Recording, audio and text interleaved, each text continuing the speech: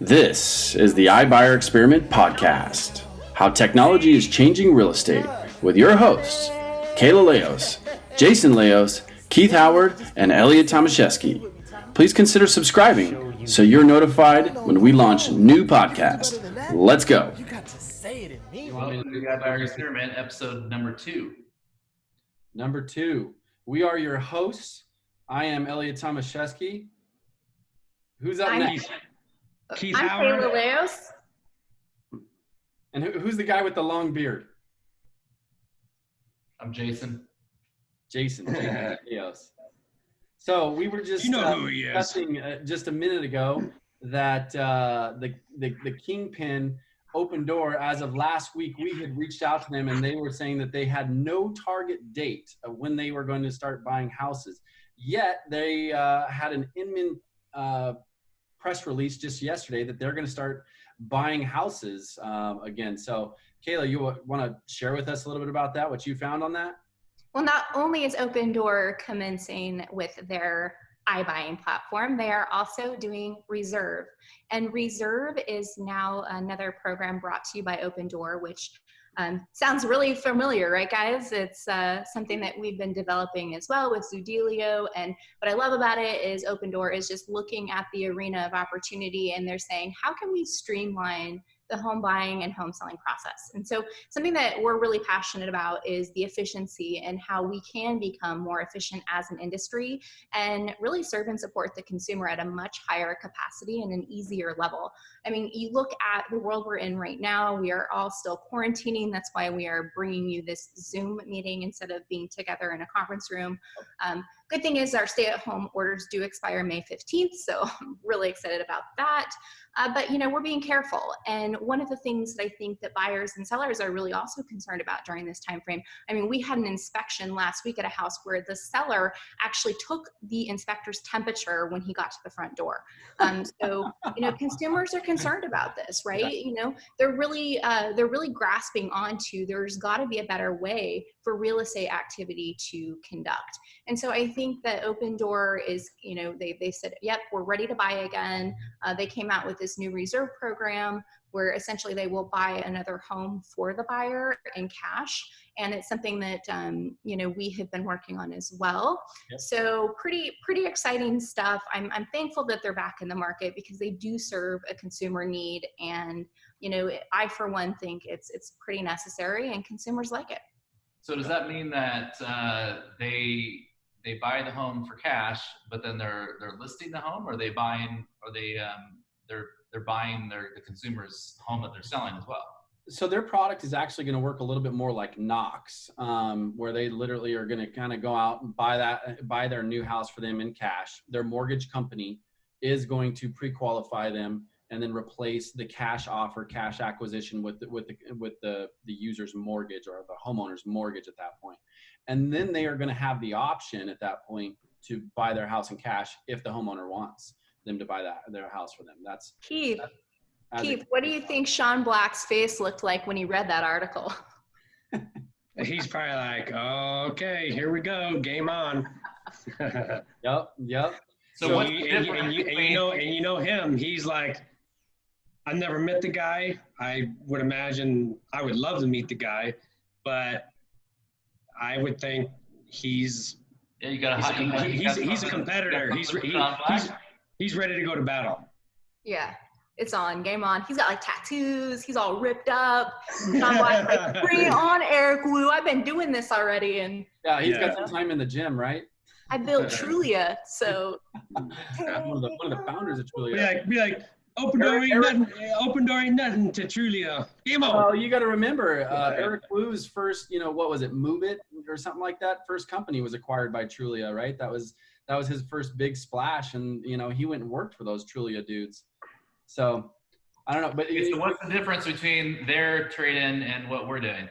So ironically enough, I literally got a call from Adam Pollock, a board, who's our partner in our Trade-In Plus program, just this morning, and we were actually discussing these things because he had heard the headline news too, and he already knew that this was coming because you guys, I don't know if you guys recall, but you know, when we kicked all this off and, you know, started creating this 5 months ago, he had shared a story with us that Eric Wu called him up, basically frustrated with him because about their whole, how they buy the house in cash and then replace it with the mortgage, because they share some of the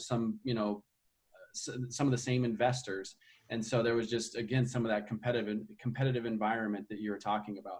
So, but yeah, the biggest difference in this circumstance for what they're doing versus what we're doing is there is no upside, right?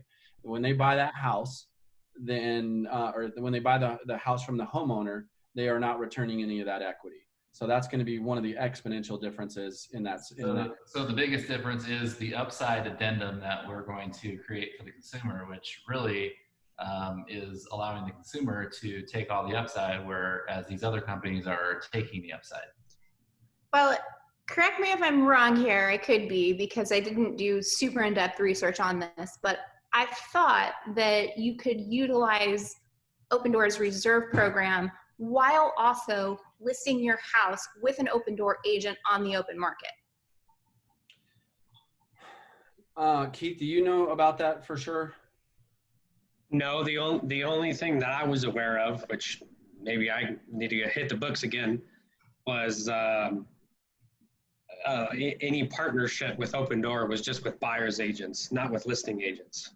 And I thought they got rid of that program. That's what we were told, but maybe something's changed.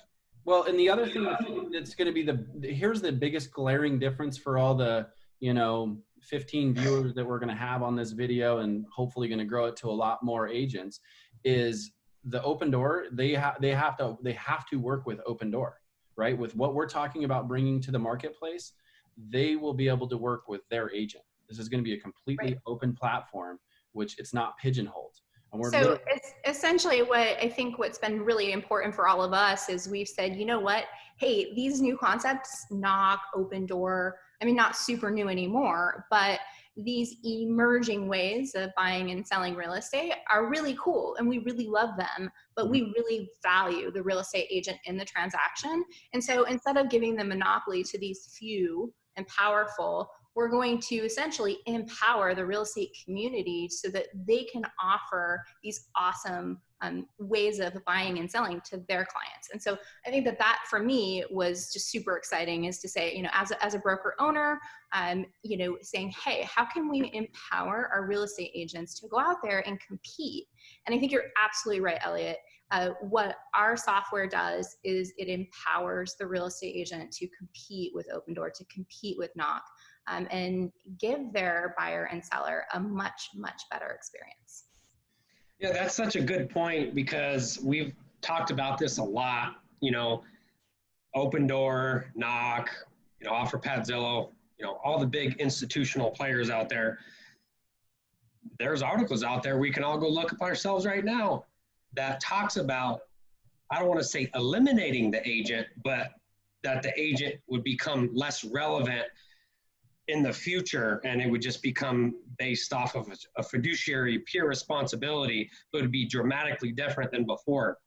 So that the part that I'm most excited about building Zoodealio is we're going to make sure that the agent doesn't become irrelevant, and they are the programs that aren't offered in the marketplace right now.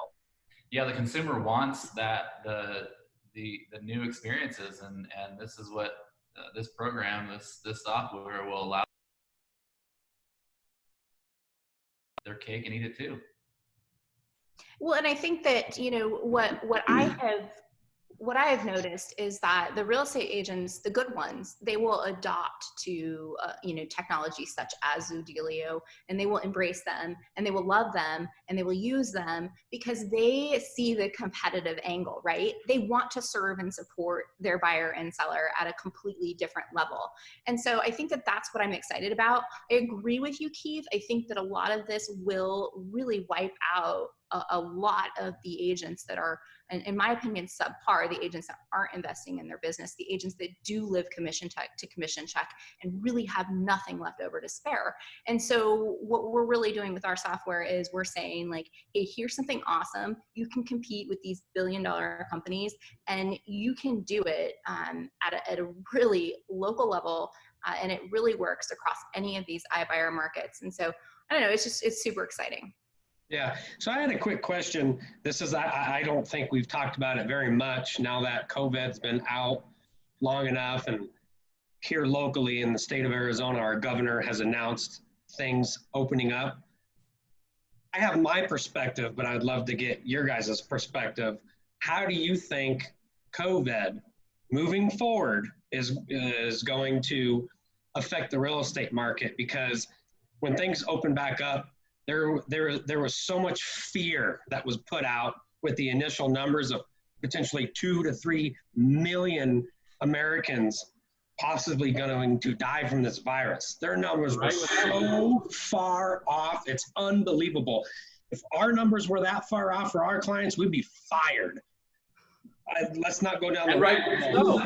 But I'm bringing this up because it's relevant. It scared a lot of people. There's a lot of people that are scared, but we as agents have to make sure that we are there for our clients, whether it be with hand sanitizer or gloves or masks. And this is not going away anytime soon. I'm your hand sanitizer agent. So how do you guys think moving forward this is going to affect our market for buying and selling houses? I would love to get your perspective. I mean, I think a lot of consumers are going to expect their agent to use technology, and that's why we've built this click the list to where really the consumer doesn't really need to be in front of the agent at all. They can do everything on their online platform, upload documents, upload pictures, upload all the information for the agent to take a look at the house and figure out what it needs to be priced at, and then also fill out the listing paperwork and get everything scheduled all right from the platform, while giving the client all the information they need about listing their house. So I think definitely technology is going to explode here to where if you're not using stuff to where you can talk to your client through technology, then those are the agents that are probably not going to get those calls. I mean, the people aren't going to want to be, oh yeah, agent, come over to my house and let's sit 2 feet from each other and you can spit out your listing presentation with That's a good point. No pun on spit. Well, Elliot's laughing. I know. I feel that one too, right? But what do you think, Elliot? Well, I honestly think that we're at the start of seeing the revolution of shift of MLS. Right? MLS, talk about the just ridiculous monopoly that's been ran for years and years and years. It is going to slowly but surely disappear. I think we're Zillow obviously is the one that started the revolution years ago. There's umpteen list your house services nowadays on TV, and let's face it, is all of us super experienced agents, whereas virtually every home buyer start their search today. Zillow and Google. Oh, I thought they drove around the neighborhoods and saw signs. Yep, Zillow and Google is you're fine. Zillow and Google, right? Like, so it's just when you can capitalize on these open source platforms, that's where the consumers meeting their their house. And so I think we're going to see that revolution. And the other thing that, again, like Opendoor, like Board, like some other things that we're working on, when you're talking about creating just such an efficient process, like a verified buyer, Kayla, that type of environment, when we have that type of opportunity with technology today, there's no longer the archaic ways of, let me go meet an agent. Let me go meet them at a coffee shop. Do I like them? Are they worth a darn? Am I going to look at their 8,000 reviews? It's going to literally be just more of a straight fiduciary type environment where you know that they can do the job because it's just a straight offer. It's either do it or don't environment. There's options. Options. The consumer has options with that agent. Will they buy my house for cash? Will they allow me to trade it in? Will they, give me some money to fix up, what are the options that the agent have for that consumer? The more options you have for it, the more consumers are going to be drawn to you. So I think that's, I think that's where it's going. Yeah. Well, going back to Keith's question, because I think it's a great question. Like, what's the real estate market going to do after, things start to settle down and states start to reopen, which they are reopening? I think that someone used this analogy. I think it's great. It's like when you crimp a hose and that pressure just starts to build up, and then you uncrimp that hose and just water goes everywhere. I'm feeling here in this market, we're in the Phoenix market. It's a very strong market. We have about 2 months supply of inventory on the market. Yep. This is normally our very busy season. And I think that people are getting anxious. I think that they're in their homes a lot right now. I think that they're getting really tired of their homes. I know I am. Yeah. I mean, I'm constantly looking around for like, what can we do? Should we remodel? I'm looking. Imagine if your house was too small. Exactly. So there's going to be a lot of people that I believe are going to buy and sell, as soon as things start to settle down. Now, I think the unknown factors, the economic factors, you have this insane high unemployment rate. And I think that that's going to be something that, it's too soon to tell how that's going to play out. But, assuming that people get their jobs back, assuming that the economy, really starts to improve after, I think we're going to see a very, very, very busy summer. Yeah, assuming people want to come off of unemployment. Well, that too. Well, as of right now, we'll see. It's only supposed to go to what, July 31st, that additional $600 or $800? Well, it's $600 a week, which yeah. That's what I meant. $600 a week from the federal, plus Arizona's max right now is $240, so $840 a week. There's a lot of people that unemployment is a pay increase. Exactly. And that's where I think that there could be some lack of employers or employment out there. That's what I'm saying. But I think that's only supposed to go to your job back. Right. I think that's only supposed to go to July 31st. That's what I read, but maybe they'll extend it. I don't know. But yeah, I think it's going to take maybe a year to get back to normal, year and a half. I do too. Total normal. Now, I think there'll be, obviously there's going to be a lot changing in the next month. We're going to see a lot more people out. We can already tell how much traffic has picked up in the past couple of weeks. It's getting back to normal. And you're definitely seeing a lot of educated people, right? Like that's one thing I love about Arizona is it's a very entrepreneurial mindset city, at least where we're at. And there's a lot of people that do extremely well out here in the East Valley, and they're all own businesses or some type of, facet where they've been, our leaders at hand, if you will, have said, follow the numbers, follow the science. And the reality of it is we just have never seen the spikes. There's so much theory in a lot of that. And so I think their greater intelligence is starting to take over, and it's just not lining up, to the hysteria that they touted. And so I think that's where, like, I'll go back to Kayla's analogy, where it's the crimped up hose where we're ready to burst and flow. And just because that hysteria has never hit, it's like, hell, let's get this shit back to normal. Well, but enter the Murder Hornet. And everyone see that? You see the Murder Hornet? What's it? Tell me. I don't know what you're referring to. It's like it's a Chinese hornet that's like 2.5 inches long, and it can kill people. What? Yeah. And it's just hitting the United States. Yep. And it hit in Washington first, which is where we had our first COVID cases. Wow. It's crazy. COVID versus the Murder Hornet. It's the Murder Hornet. I mean, honestly, I'm scared of the Murder Hornet. Very scared. That's our title. To do some research on that. I haven't heard that. Yeah, that's our title. That's our title. Murder Hornet against COVID-19.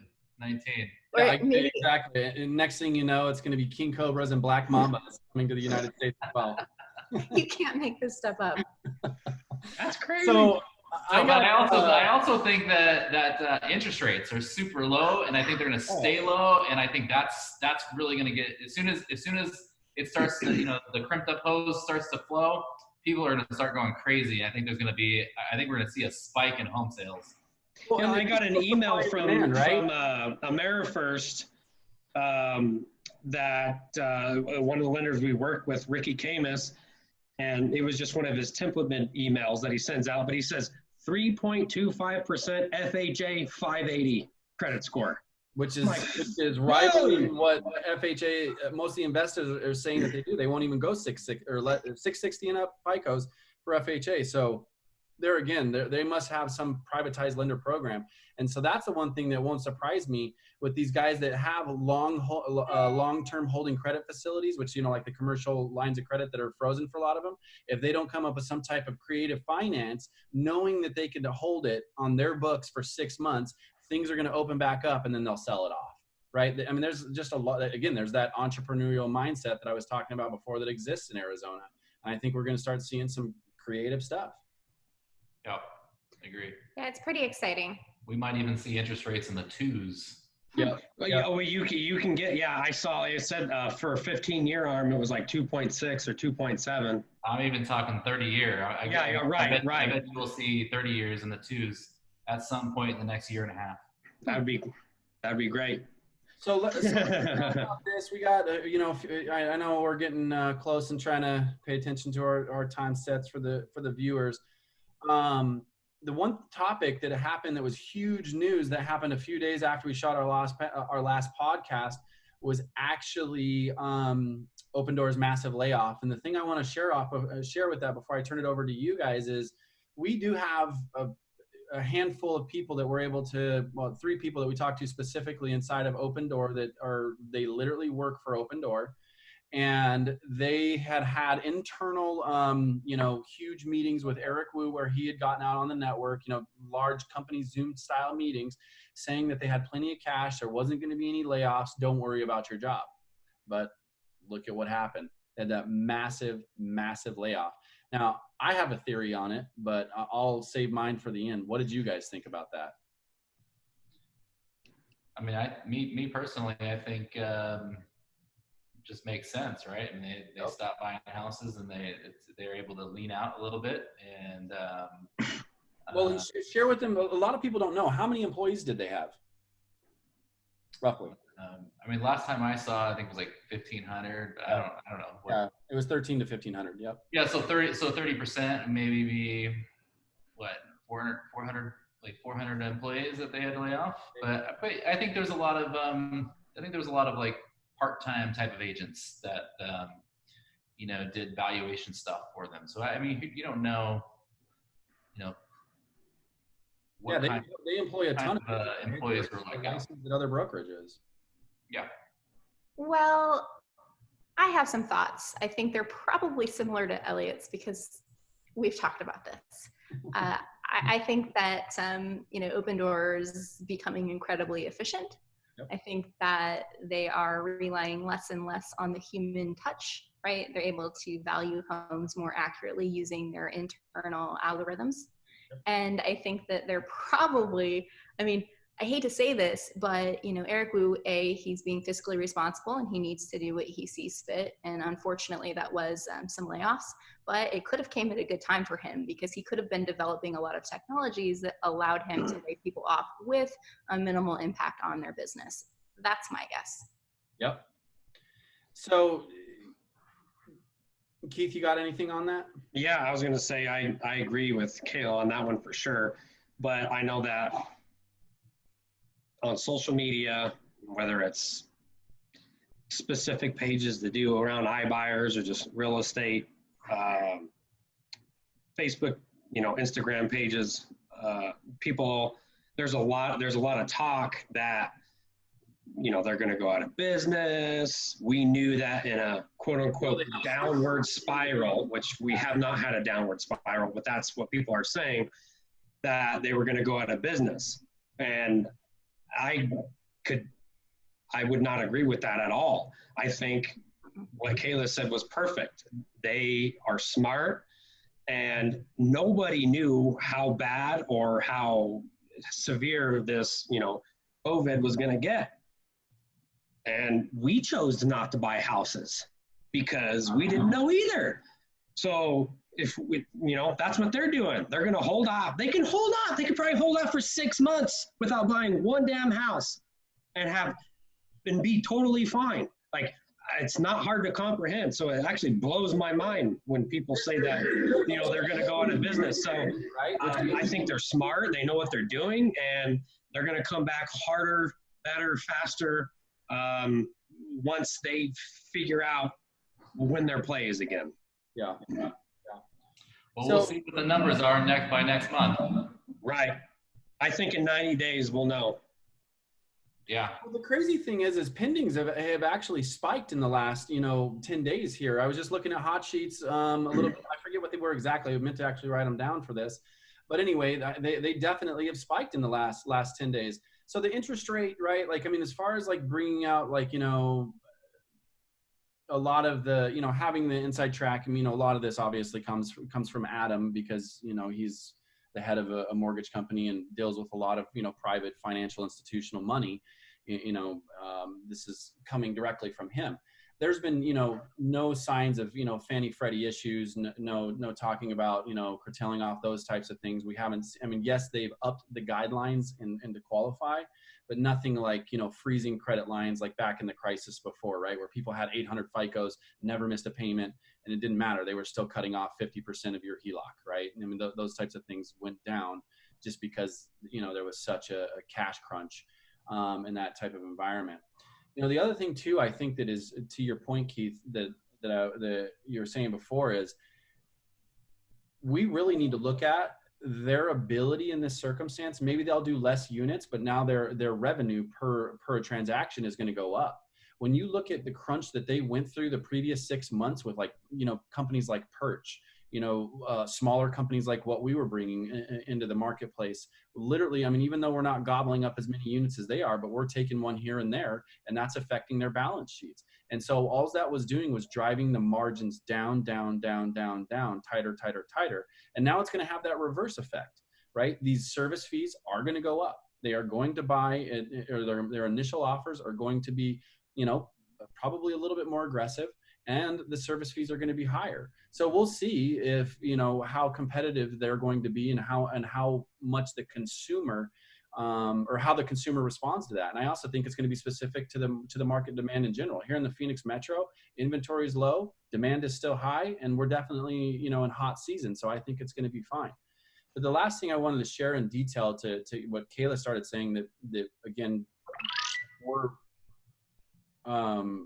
privy to, is they have 3 different valuation systems that they've actually been working on how to value properties, right? And then there's certain cities, municipalities that they're struggling in because they're trying to do site views of map, and like how the value of a property is, because if a house is a half an acre but half of the lot is unusable, like in Atlanta, for example. So those are things that they're trying to work through, but they have 100% figured out that, like in the Phoenix Metro, how to be more efficient and value it where they really don't need the human element anymore in between their 3 softwares. And so that is going to cut out that labor cost immensely. So that's my. Well, did you guys hear about the scent probe? Yes. Really? Because I just made it up. But what I was I'm surprised you said yes, because what I was going to say is that Opendoor now sends you a vial that you can set inside your home, and it's called their scent probe. And the scent probe will capture the smell of your home, and they'll take it back to the laboratory and run a spectrum of tests to tell you if your home smells good, average, or like ass. And where'd you see that? I've never heard of that. Yeah. It's the final piece to their 3-pronged evaluation system. No, I'm totally BSing here. Oh, what? I was like, damn. What? They're going tough. They're going real tough. My point is that there is always that element, that untangible, like the smell of a home, the feel of a home, that factor that is not quantifiable, it's always going to play a role in the valuation of a home. And so, in my opinion, Opendoor's doing a great job. They're doing great things. And I'm not knocking their algorithms, but I'm just saying that there is a human element here still.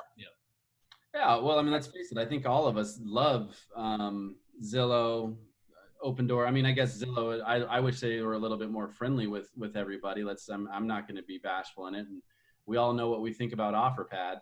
But yeah, what do we think about Offerpad? When are we going to talk about the fact that Offerpad sued us? Yep.